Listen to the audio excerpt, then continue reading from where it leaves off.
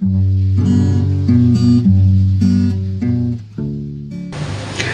magabasa kita din sa Hebreanon 4, versikulo 12 nga 13 nga nagaingon. Kaya ang pulong sa Diyos buhi o tagalihok nga gamhanan, labi pang mahait kaysa espada nga doy sulab, ug mudulot ngadto sa kitagbuan sa kalagog espiritu sa mga lutahan ug sa mga kauyukan, ug mutugkad sa mga hunahuna ug katuyuan sa kasing-kasing. Ug sa pananaw sa Diyos, walay binuhat nga natago, hinunuang tanang butang, binuksan ug dayag sa mga mata niya, kang kinsa magahatag raon niya kitag husay. Mag-aamputa akong hangyon ang tanan sa pagtindog. Amahan na mo nga Diyos, niningatak na sa kabuntagon, kami magaduon no sab diha sa imong balaan nga presensya, magapaubos kami diha sa imong kabubuton, nahibalo kami, Father God, wala gud kami mamahimo sa among kaugalingong kahimuan. Makasasala kami, grasya lamang ang nagalihok na ni kanamo, tungod sa kahom sa palanging Espiritu, nga din kami nagmapaduyunon o nagmalahutayon diya sa among pagtuon o sa pagpangalagad nga nagkanimo. Ubani kami, nining buntag sa among pagtuon sa imong pulong, we pray Heavenly Father, nga ikaw magatabang ang ikanamo. Dailabi na sa sabot sa imong pulong through the teaching ministry of God, the Holy Spirit. Kining tanan akong ginatugyan, akong ginapasalamatan nga madawat, pinaagi lamang sa imong grasya nga mao si Kristo Jesus atong Ginoo manuluwas. Amen. Okay, manglingkod ang tanan. Well, atong pagatunan karon ang in which usa ka misinterpreted nga doctrine sa kadaghanan gyud sa halos sa tibok ng kalibutan.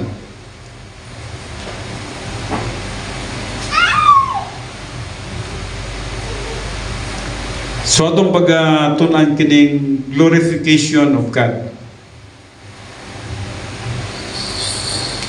Daghang mga tao nga nagatuo sila nga kay naa sila sa simbahan. Yes, nahimayat na nila ang Diyos. May mga tao nga ang ilang una nga kay nagkantas nag praise the Lord, okay na. Nahimayat na nila ang Diyos. Naiuban din nga siguro ibutang na lang nato mga politiko, nagdonate siguro sila mga dagko kayong bahandi sa simbahan, nagtuo sila nga nahimayat na nila ang Diyos. Now, unsa man gyud ang pulong glorification of God. Usay naguna-una ta sa atong pagsulti, no? Usay naguna-una ta nga sa dihang maayo ang pagkasulti nato, nakahimayan ta sa Dios. Sa dihang ang atong kinabuhi murag atong gihuna-una nga dili ta makatandog nga sa uban, nakahimaya ta sa Diyos. Nawatong pagatunan kini siya kay distorted doctrine kayo kini siya sa kasagaran yun. Sa Romans 11:36 nagaingon, for from Him and through Him are all things. To Him be all the glory forever. Amen. O sa Bisaya, yang gisulti din sa Bisaya, atong pagbasahon, sa Roma 11:36. Kay alang kaniya, o pinaagi kaniya, o ngadto kaniya, mao ang tanang butang. Kaniya ang himaya hangtod sa kahangturan. Amen.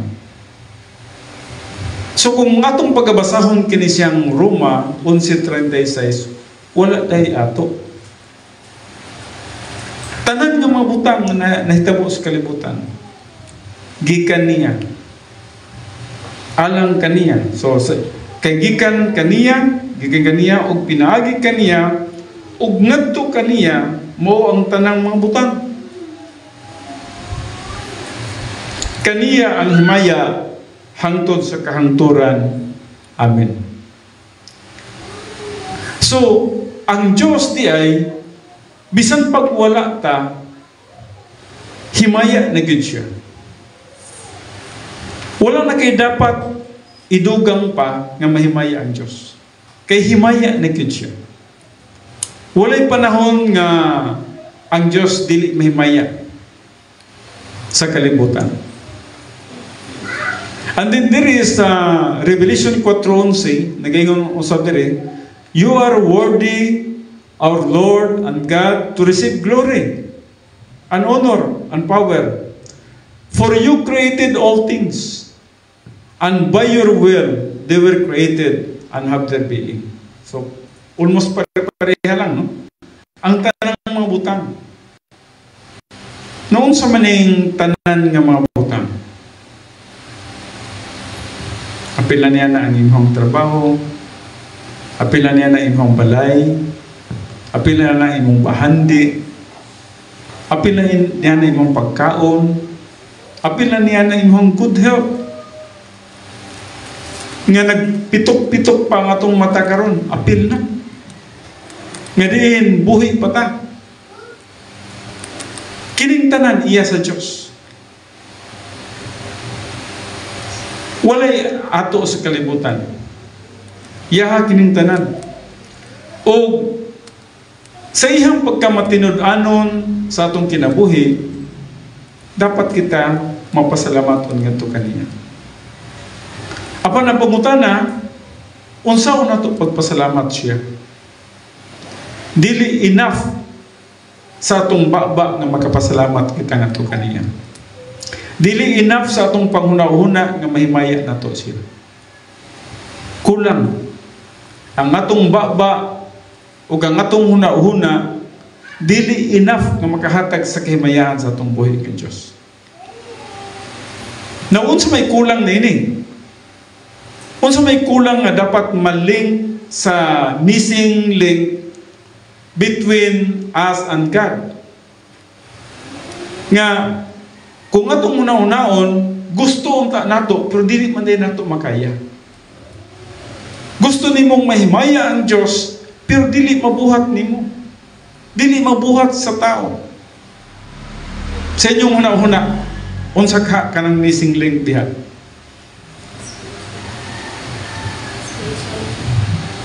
Spirituality.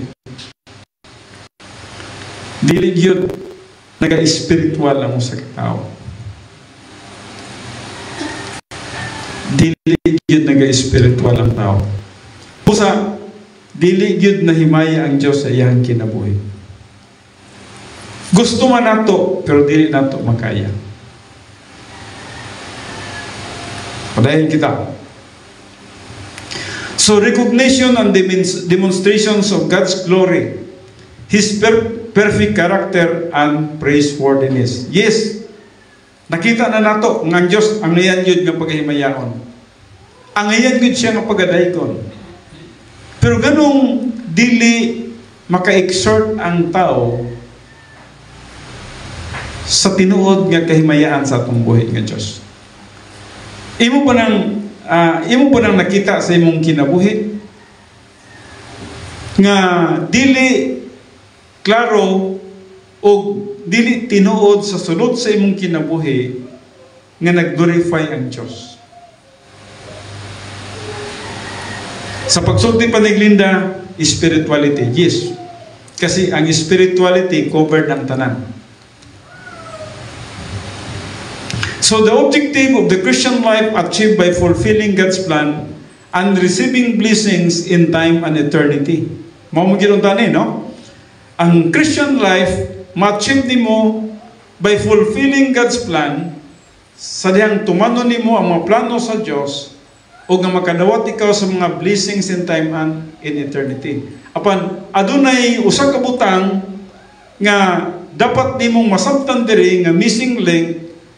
Unsaon mo pag-achieve sa fulfilling o pag-fulfill sa God's plan, yes, parang madawat nimo ang blessings in time and rewards in eternity.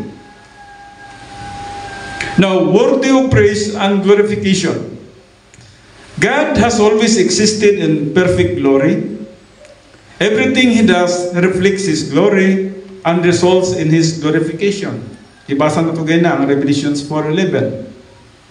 Bisag unsay mong pagkatanaw din na sa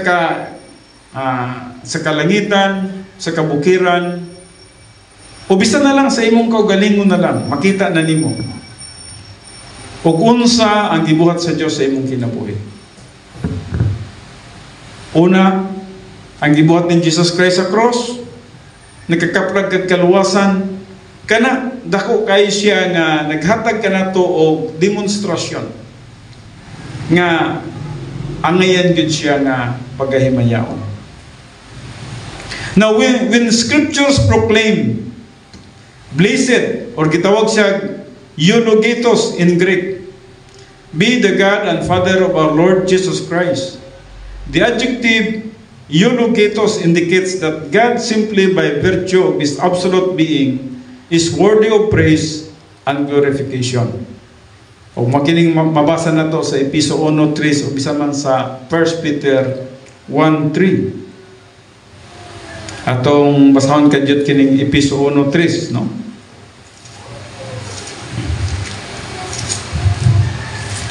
Nagaingon dinhi, dalaygon ang Dios o Amahan sa atong Ginoong Hesukristo nga diha kang Kristo nagapanalangin kanato sa tanang mga panalangin espirituhanon diha sa mga langit nung dapit. Gipanalanginan kita sa tanan nga mga espirituhanong panalangin. Naana gihatag na nga ni kanato, pero naay missing link. Now, though He does not need our praise to be happy, wa man siya nagkinahanglan, dili man siya kanang gitawag na to approbation last. Nagkabalo ba mo kung siya approbation last? Ha? Oh, di man pare sa tao nga ang tao gusto ang tao nga daygon, no? Ang Dios wa man nagkinahanglan og pagday. Kaya bisag dili siya daygon, dalaygon naman yun siya.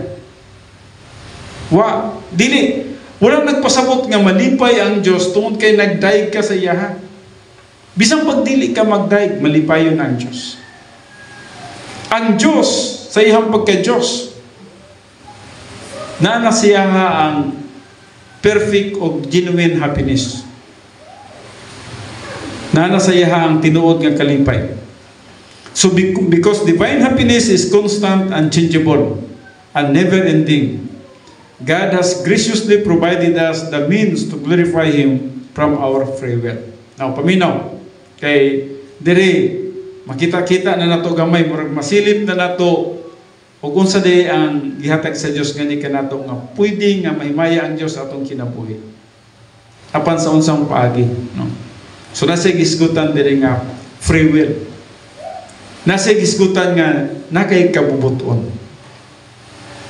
Pero mo lagi na usay ang atong kabubuton, kabayan man lagi, no? Kabayan sa old signature, kabayan sa arrogance, kabayan sa unsa pa nang uban, mga wrong motivation, nahimo na hinoong sudo, no? Nakay free will.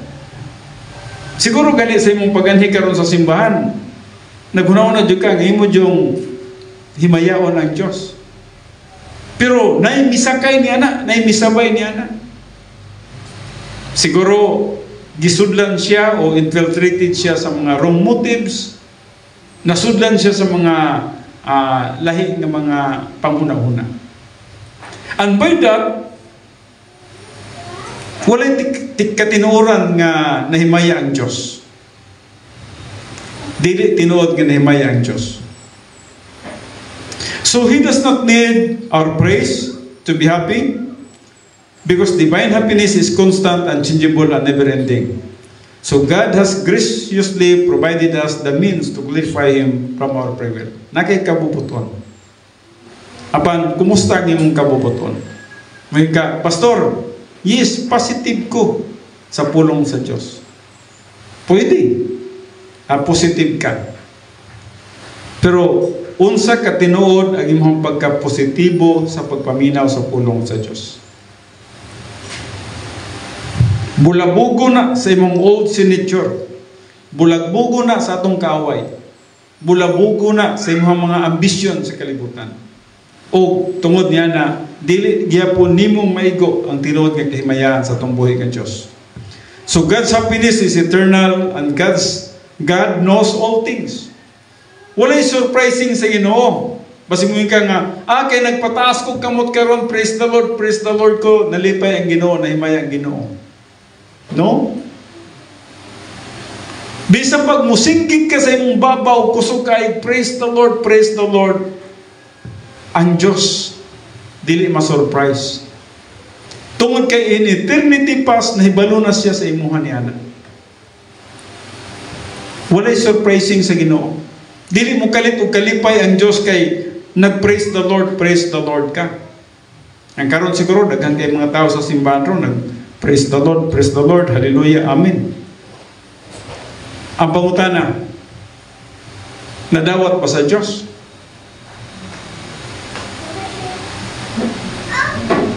Now, adunay mga privilege and objective.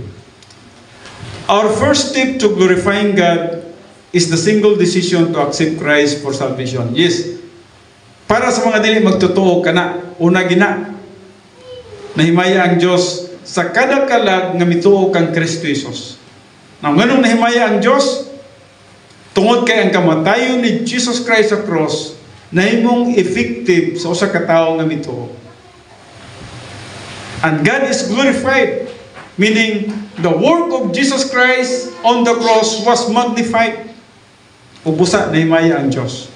When a certain person believed in the Lord Jesus Christ, yes, Christ is magnified. Now, after salvation, as we use His marvelous grace assets, now, kini, importante ni, muna ni, dinhi ang gitawag na to, mga missing links. As we use His marvelous grace assets, now, kini, we choose to learn God's Word and obey divine mandates. We glorify God by what He accomplishes within us. Nabasahon daw nato ning Ephesians 1:19.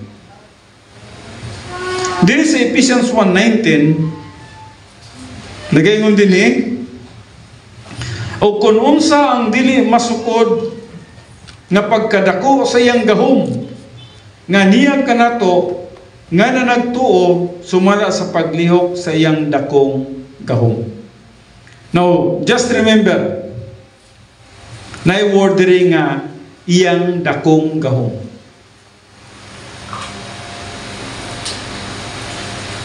Ang paghimaya sa Diyos, dili atong gahom. Paminaw pa kayo, no? Balik ko na ko. Ang paghimaya sa Diyos, dili atong gahom. Ang paghimaya sa Diyos, dili tungod nimo. Ang paghimaya sa Diyos, dili tungod kay mibuhat ka sa usa ka butang. Kundili, tungod sa iyang paghimo sa sulod nimo. Because of His working power within you. Naibala ang Espiritu nga nagkinabuhi sa sulod nimo. Kay dili kaya ang tao makahimaya sa Diyos tungod sa pagkamakasasala sa tao. Dili na to mahimaya ang Diyos sa atong kaugalingong pamagi. Dili na to mahimaya ang Diyos sa atong kaugalingong abilidad. Dili na to mahimaya ang Diyos sa atong kaugalingong kusog. Ang Diyos nahimaya tungod kinasay gihatag nga gahom sa sulod nato nga diin nagaproduce siya og spirituality. Ug sadyang nahimo ikaw spiritual, mao kana nga ninggawas diha sa imong kinabuhi ang mga manifestation sa usa ka espirituhanon nga magtotoo. Ug ang Dios nahimaya niya.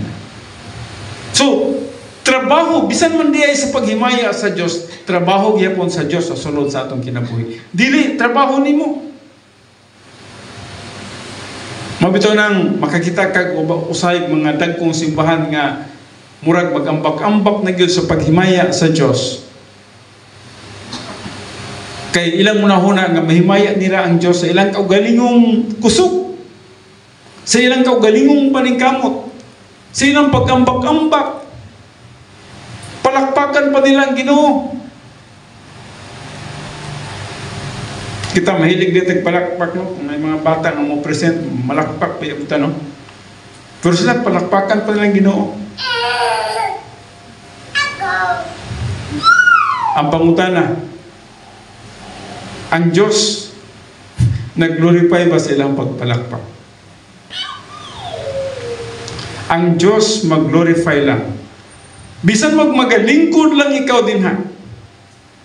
But if you are empowered by the Holy Spirit, and the Holy Spirit nagalihok sa sulod sa imong kinabuhi, o sa diyang nagaproduce ikaw og spirituality, mo lang na ang tinuod nga nakapahimaya sa Diyos. Walay effort nimo, kundi effort sa Diyos sa sulod sa imong kinabuhi. Mo ning gisgutan sa Ephesians 1:19, no? Namoy panahon, basahan niyo na pag-usap. To glorify God is to realize the happiness and blessings that results from executing His perfect plan. Romans 12:2. Sa diyan ang usa ka magtutuo, nag-enjoy siya sa iyang spiritual life na paminawag gini kay mao ra gini ang nakapahimaya sa Dios. Ang imong pagka-espirituhano. Now, sa unsang paagi nga mahimong usa ka espirituhano ang usa ka magtutuo. Na kanunay na nila akong ginabalik-balik nga na kaninyo, at least clean in fellowship with God, filled with the Holy Spirit. So kanang tulo dili na trabaho sa tao. 4, we contribute nothing to the plan of grace. Wala tayo na i-contribute nini. Usay mo gawa sa atong kuano nga ako na gud ni, no? But just remember, we contribute nothing to the plan of grace. Kung wala man tayo na i-contribute sa salvation, the same sa ato ang kaluwasan, wala tayo na i-contribute sa atong glorification nga to sa Diyos, wala po tayo na i-contribute. Trabaho sa Diyos sa sulod na to, ang ato ara, unsala, nagiging positive lang ta. Positive volition. So, we contribute nothing to the plan of grace except our positive volition. We are vessels of His grace. God is glorified in blessing us totally apart from human effort. Romans 9:3. Atong unahon ning Romans Ephesians 2:10. Unahon ng Ephesians 2:10. Kaya diri nagisgot ni tungod sa mga buluhaton, mga opportunity nga gihatagan ni kanato, no? Kay kita iyang mga binuhat, hinimo diha kang Kristo Jesus alang sa mga maayong binuhatan nga gilaraw ng daan sa Dios aron nga niini managgawi kita. Now siguro moingon ikaw sa imong kaugalingon nga naibuluhaton. Pag iyon mo naibuluhaton, may ka nga, sige, kining musunod ko niini. If you are spiritual, nakita nimo ang mga opportunities, and then positive ka, kana, nahimaya ang Diyos niya na.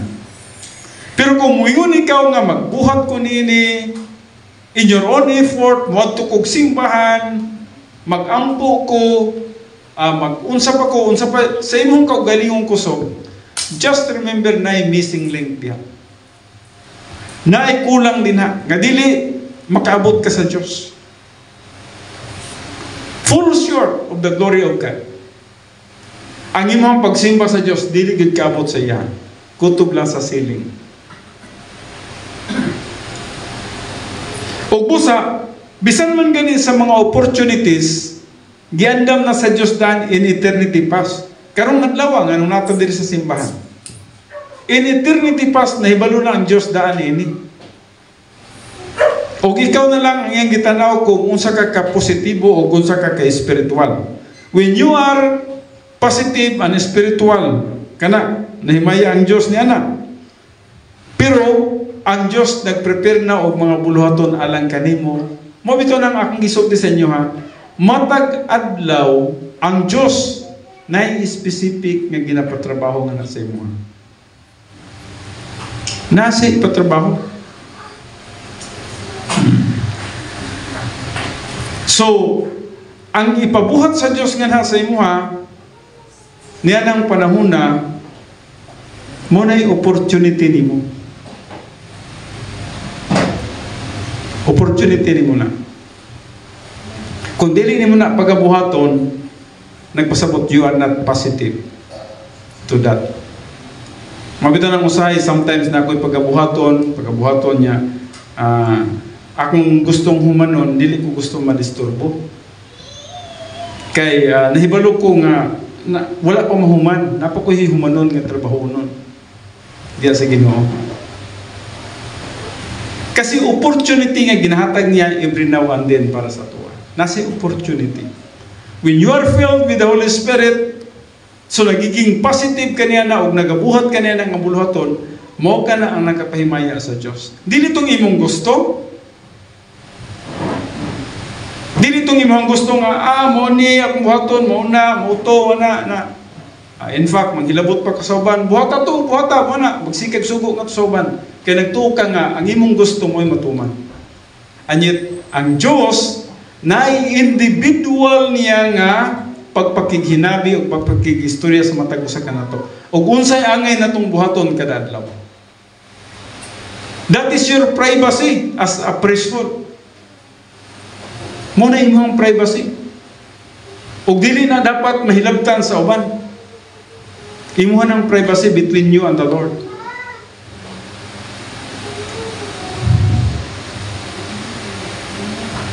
So sa Romans 9:23, atong pagkatanawon diri. Romans 9:23. Just remember ha, ang Diyos nagaprepare na og mga buluhaton nga kanimo sa kada adlaw. Gihatagan ka nagbuluhaton. Dili ikaw ang nagprepare niya na, ang Diyos nagprepare niya na in eternity past. And diri sa 23 nag-ingon, sa pag-antos aron sa pagpayla sa kadagaya sa iyang himaya alang sa mga sudlanan nga ginakaluyan nga giandam niyang daan aron pag-himayaon. Ang kahimayaan sa Diyos i-prepare niya ng eternity past. Kung matag usa ka isip usa ka pare natay buluhaton. Kaya kabubuton sa Dios nga imong priesthood. Nasabtan siguro niyo ng priesthood, no? Ang imong pagpakig-fellowship sa Dios ang pinaka-importante. Dapat nasabtan nimo na nga ang imong pagpakig-fellowship sa Dios dili maputol. Kay once nga maputol ang imong pagpakig-fellowship sa Dios, balik na po ka sa 1 John 1:9. Naana po, bumalik na po ka sa proseso. Nga usahay biya, mudugay biya tag 1 John 1:9. Now, the exalted goal of maximum glorification of God is attained by the believer who reaches spiritual maturity. At which point, God begins to convey special blessings as a sign of His pleasure. Sa Ephesians 1:18. Actually, sumpay lang niya sa 19, no? So, ang usa ka magtutuo sa dihang magatubo siya nga sa pagkahamtong, kana gyud. Kaya nahibalo na siya sa pulong sa Dios sa mga sistema, sa mga pamaagi nga diin iyang mahimaya ang atong buhi nga Dios. And in eternity, God's glory will be manifest through the conveyance of even greater blessings to the mature believer in resurrection body. Now, muli na, dito naman gini makita sa eternity. Dito magyud mahimaya ang Diyos. Paminaw mo pa kayo, no? Once nga mahatagan kag reward sa eternity, God is glorified. Ang Diyos na himaya sa imong kinabuhi.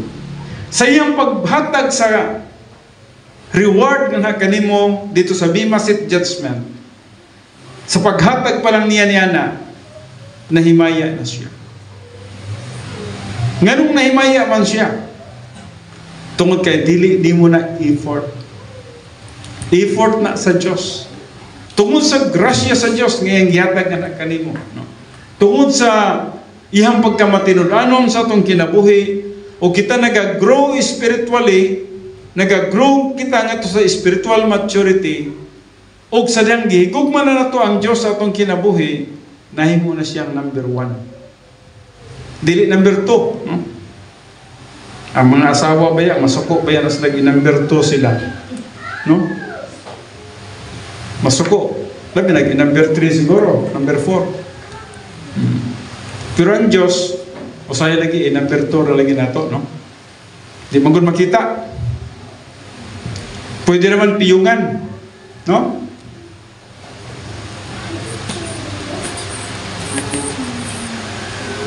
So, dito, pagkabuto niya sa naikanta nga, mong ginakanta-kanta, kana dyan ko ba yung kanindot ng kantahaw, no? In eternity, magkita gining tanan, no? Magkita na kita dito, no? O, giyon sa di ay, sa usa ka magtutuo, ngayon nahimaya si Kristo Jesus sa iyang kinabuhi. Giyon sa nimo pagkinabuhi, nga si Kristo Jesus dito sa Bema Seat Judgment, nahimaya man siya. Karon dili kay makita ang kahimayaan ni Jesus Christ, but sa Bema Seat Judgment, dito makita ang labaw kay nga paghimaya sa atong buhi nga Dios nga mao si Kristo Jesus.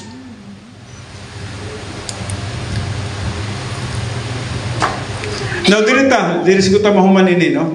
Di man nato ni mahuman. God's standard for His glorification. Yes, for salvation, imputation of Christ's righteousness, the moment anyone believe in Him as Savior, Christ is glorified to anyone who believe in Him. Ngano man, yes, ang iyang buhat sa cross, nagiging effective sa katao nga mituo. Bisan kinsa nga mituo kang Kristo Jesus, nahimaya si Kristo Jesus. Para sa permirong nga step gina, kaluwasan. For Christian service, experiential righteousness, kini, nahimaya ang Diyos sa dihang nga ikaw nagkinabuhi nga matarong. Siguro after sa imong pag-rebound. So experiential righteousness is living and walking in fellowship with God. Just remember, ang experiential righteousness, nagisdot ka na siya mitungod sa imong pagkinabuhi, paglakaw, nga nagsunod ikaw sa kabubuton sa Diyos. Galatians 5:16, Ephesians 2:10, atong gibasa ganina, Ephesians 5:18, filling with the Holy Spirit. So to have fellowship with God, we must be clean before Him. Why? Because there is no fellowship with God if there is a sin in our life. And there is no filling of the Holy Spirit if our post-salvation sin is not confessed. Walay pagkapuno sa balang espiritu. Mabito itong ingon ni Pastor Boy nga, ang imong old signature, sige nagpanguhit. Ang power of the Holy Spirit, gihatag na sa Diyos sa imuha. Pero dili siya kalihok. Nga hindi man siya kalihok, naisala sa atong kinabuhi. So dili may maya ang Diyos o sa kataong naisala, no?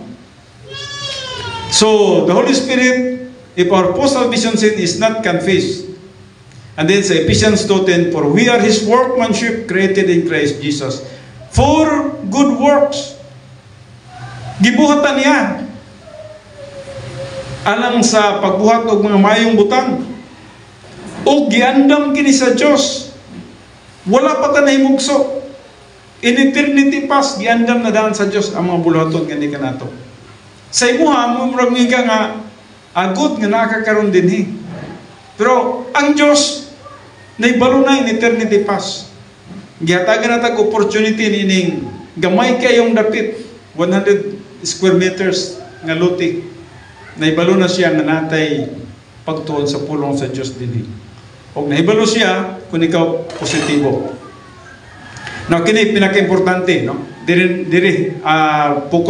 Focus to diri. For Christian power, in Ephesians 5:18, dapat we are filled with the Holy Spirit. There is no glorification if we are not filled with the Holy Spirit. Now, karon sa mahitabo ang feeling of the Holy Spirit. Sa dihang kita, halimbawa kung naisala, nag-rebound ta. Pag rebound mo, you are filled with the Holy Spirit. Nga naman, you are clean. And His incomparable great power for us who believe. So, sa dihang limpyo ka, ang balang Espiritu is libre siya sa paglihok sa sulod nimo. Libre siya sa paglihok sa sulod nimo. Nagatrabaho siya sa sulod nimo. Ug mo explode ang iyang pagtrabaho sa sulod nimo. Mabito ang Galatians 5:22-23 sa gingon nila, but the fruit of the Spirit is love, joy, peace, patience, kindness, goodness, gentleness, self-control. Manglabas na siyang gitawag na to Christian character. Muna siya ang bunga sa balang Espiritu. Nga din mo gawas diya sa imong kinabuhi. Dili na result sa imong pagkamaayong tao. Dili resulta sa imong pagkabutan, kundi resulta sa trabaho sa balang Espiritu sa sulod nimo. Nga nabago ka tungod sa gahom sa balang Espiritu sa sulod nimo. So ang changes na nimo is just the work of the Holy Spirit. Ang pagkausap nimo. And then dire sa Isaiah 40:31, kini ato ning tigi-tigihon kay gi-cite di po ni Glinda kaganina, no? But ato ning tigi-tigihon unsay nahitabo so sa ka magtotoo nga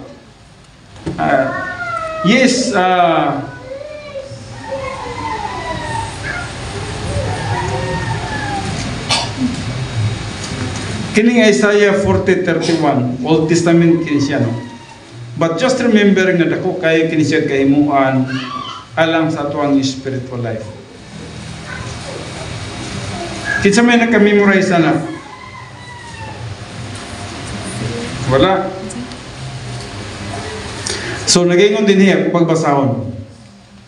Apan kadtong nagahulat kang Jehova. Now, kay balo na tanin niya nagahulat, no? Usually gitudlo na to kini siya ang uban naga-pronounce nini og kava. Ang uban kawa. Kung Hebrew imong pinulungan, kawa gid imong pag pronounce kay ang V nila is W man ang ilang pronunciation niya na. Pero sa tuwa kung basahon na to kaba, no? Pero sa Hebrew is kawa, no?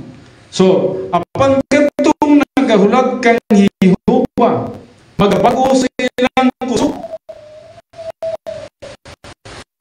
Nakita ninyo? Apan katong nagahulat kang Jehova, magbago sa ilang kusog. Ganun mabago ang ilang kusog. Now, nagahulat daw kang Jehova. Kung sa may buot sabot yan nga nagahulat kang Jehova. Faith biya ang isgutan na kay libang Hebrew word for faith, kalima biya na siya. The strongest word for faith, kinikitawag na to kaba or kawa kung sa Hebrew, no? So nagsugod siya sa gagmay kayong pisi, and then gilambod-lambod, lambura na po dako-dako, hantod na himong dako kay nga pisi, nga di na himo siyang strong nga pisi, nga makaguyod na gani bisan pag unsa kadagkong barko dalon nga to sa pantalan. Now, nganong inguna naman ang iyang illustration? Ang iyang illustration mo nga, ang dili kaya sa tao, kaya sa Ginoo. Kung halos naman dili na ka makapadayon sa pagpangalagad sa Diyos, when you are filled with the Holy Spirit, makakaya ka. Makakaya ka. Basta, maghulat lang ka sa Ginoo. Unsa mo paghulat sa Ginoo? Nagahulat ka sa iyang pagtrabaho sa sulod nimo. Dili itong mag-una-una ka. Kay kapoy kayo itong mag-una-una ka. Di ba? Daghang trabaho ninyo nga inyo ang giuna-unahan nga gusto niyo dalion paghuman. Kapoy kayo mo pagkahuman. Usay magbagut-but pa kay kapoy kayo. Pamaulan ang likod. pamaulan ang bukton o asa pa'y dapit dinhang ipamaulan, kay nangusog ka sa imong kaugalingon nga kusog. Pero sa Ginoo nagingon, those who wait in the Lord. Paghulat sa Ginoo, kay ang Ginoo na ay plastada sa tanan, na siya'y gustong ipabuhat sa imuha sa tanan. Kunya, unsay resulta? Apan katong nagahulat kang Jehova, magabago sa ilang kusog. Ma-change daw ang ilang kusog. Nganong ma-change man ang kusog? Ang imong kusog nga kapuyan ka, makambyuan sa kusog na dili nakakapuyan. Kasi ang trabaho, ang Ginoo na ang nagatrabaho. Pero kung ikaw ganyan magtrabaho, kapuy ka. Kinabito ang mangita tag kwarta. Kung maningkamo tag pangitag kwarta, pero di kapuyan. No? Di ba, Bert? No? Pag hanapin natin ang pira, naku, ang hirap mahanap sa pira. Mahirap masyadong hanapin ang pera. Lakaw-lakaw ka sa kalsada, makakita kag piso. Hantod maghapon, may na lang kayo makabot og 10. Hirap hanapin ang pera. Pero kung paghanapin mo ang Panginoon, tingala ka, darating ang pera. Surprising para sa iyo. Iba ang Panginoon. Ang imposible sa tao, posible sa Diyos. Pero, kung mangusog ta nga kita'y mangusog, wala. Kapoy yun. So, matupan niya, ma-exchange ang kusog. Ang kusog ni mo, kambyuan sa kusog sa Ginoo. Mo nang mag-endure. Natudlo ba yan ni Glinda ganina sa endurance, no? Nganong mag-endure mo sa katao. Tungkol ang kusog sa Diyos, mo ihatag niya nga nakanimo. Dili ang imong kusog. Kulang ning atong kusog, short ning atong kusog. Permanenteng failure ang atong kusog. Ayaw gid pagsalig sa imong kusog. Dili kasaligan ang atong abilidad, ang atong kaalam, ang atong kusog. We need the power of God in our lives. And then, sila manlupag pinagis sa mga pako, ingon sa mga agila. Now, huwag kang matingala nini nga mahimo naman hinuon itang langgam nini kung ang gahom sa Diyos nasa sulod sa tuwa. Makalupad na daw hinuon ka. Unsay buti pasabot nga makalupad na ka. Tingala ka. Kita way pako, di ta kalupad. Pero kung ang balang espiritu mo nagtrabaho sa sulod sa imong kinabuhi, makalupad ka. Kaya na nimo bisan pagkatong imposibleng buta. Makalihok na ka. Makatrabaho ka pag maayo nga relax mental attitude. May kalipay. May kalinaw. May paglaom. Mo kiniyang gisbutan. Nahimo na kang langgam. Kinsa man ninyo makalupad. Wala. Di mo kayang makalupad. Pero kung maghulag ka sa grasya sa Diyos, sa gahom sa Diyos nga gihatag sa sunod nga nasa inyo ha, kaya nimong luparan. Ang mga problema nasa ubos, pwede kang magpataas sa mga problema. Tingala ka, walay epekto ang mga problema sa imong kinabuhi.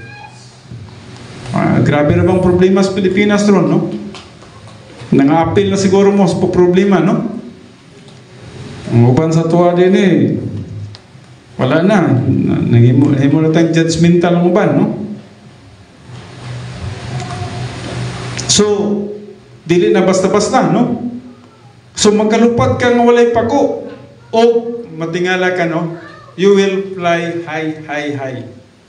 Nga naman, ang mga problema sa kalibutan, mas taas ka na. When the power of God is executed in your life. Basta ang gahom sa Diyos nasa imong kinabuhi. Ayaw salig sa imong kusog. Sige, salig ta sa itong kusog, sige lang tag kasuko. And then, kini, morning endurance. Sila, manalagan o dili makapuyan. Sila manalagan o dili makapuyan. Gikapoy na bakas pagpangalagan sa Diyos? Sa dugay naman kung nangalagan sa Diyos, 30 years naman, 40 years naman, ikapuyan ka. Kung naghulat ka sa Ginoo, when you trust the Lord, when you wait from the Father's plan, tingala ka, dili ka kapuyan. Nagdagan ka nga dili kapuyan. Nagdagan ha? Marathon na, pastor. Bahala sa inyo. Kung saan marathon ba na o 100 meter dash pa? Basta dili ka kapuyan nga nagdagan. Dili ka kapuyan nga nagpangalagad sa Ginoo. Walay kapoy. Maka-injure ka gyud. Just remember nga ang Diyos. Kung sa ganun siya, what a faithful God has I. Matinumanon siya siyang pulong. Habay, no? Ang atong Diyos, matinumanon sa iyang mapulong. Andin sila manlakaw o dili mga luya. Naluya na ba mo? Ha? Luya na ba? Sa Juan Senior naman ko, pastor. Parehata, Sister Beth, no? Nita, si Inday Linda. Inday, kapoy na ba day? Wala. Kapoy sa lawas, pero dili kapoy sa espiritu, no? Ang usa ka tawo nga espirituhanon walay kapoy. Walay kapoy. Pero kung magsaligta sa atong kusog, grabe ka kapoy. Mao kana ang Diyos may maya sa atong kinabuhi sa dihang ang iyang power mo nagalihok sa sulod nato. Gihatagan kita niyang power. Yes, ako na lang tapuson diri kay ang atong oras ug mura na patay meeting kadyot, no? Kini na lang akong itiwas, no? Sila manalagan o dili makapuyan, sila manlakaw o dili mangaluya. So, I just do hope nga ang imong pagpangalagad sa Ginoo walay kaluya. Kung nagani kaluya, just remember Isaiah 40:31. Dili ang kusog sa Ginoo ang nagtrabaho sa imong spiritual life. Just remember, kung spiritual ka, ang kusog sa Ginoo ang nagtrabaho sa imo. Pero kung dili ka spiritual, mangusog ka gyud. Kasi gusto mo na to labuan ng Ginoo, pero makalabaw ba ta sa Ginoo? Dili. Ma-overpower ta sa kusog sa Ginoo, di ta kakaya niya. We need His power. Tabagan nato ang Ginoo. No, ang Diyos wala nagkinahanglan tabang nato. Kita ang nagkinahanglan og tabang sa Diyos. And I just do hope na nakakaton ta dinhi. Tiwason nato kini, no? Sa sunod nga Domingo mag-ampo kita. Ako man yun natin sa pagtindog. Amahan na mo nga Diyos, salamat sa panahon nga maghihatag nga ni kanamo sa kasya, sa imuhang paghatag ka mo, sa imuhang pulong, pagpasabot through the teaching ministry of God, the Holy Spirit, nga sa among pagpangalagad, Father God, hantod nga mabutan kami sa mong kamatayon o sa rapture of the church, nga dili kami dapat pagkakapuyan, dili kami dapat magkakaluya, kundi ana ang pag-endure sa among pagpangalagad nga ng kanimo. Hantod nga mabutan kami sa imong pagpalig, Father God. Ginawali na ko ang tanang pagpasalamat, pagdaig ug paghimaya ang anak kanimo, pinagi lamang sa pangalan ni Kristo Jesus, atong Diyos ug atong manluluwas.